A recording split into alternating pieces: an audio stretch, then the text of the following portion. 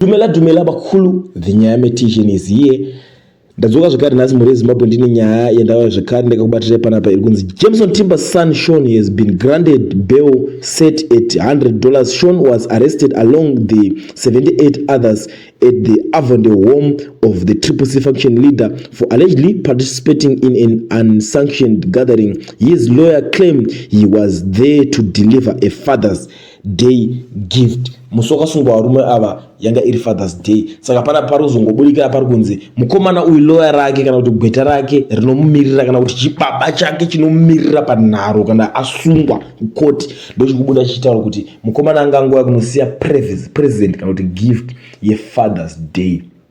Kureva kuti mukomana anenge asingaite zvematongerwo enyika ndozvinhu zviri kuitika panapa. Saka azongonzi ayo ngabhadhara kawaya bhozi inyaya inenge iripo. Bhozi izvo zvinongorwadza ka akusungwa dzinza rese kunzi wasungwa baba mwana zvese mwana wega unoko unochero ukadzwafira uri mumasales imomo zvinongorwadza so unozotamana dzinza rese saka makuperera kutanga mukusungirwa nyaya dzepolitics.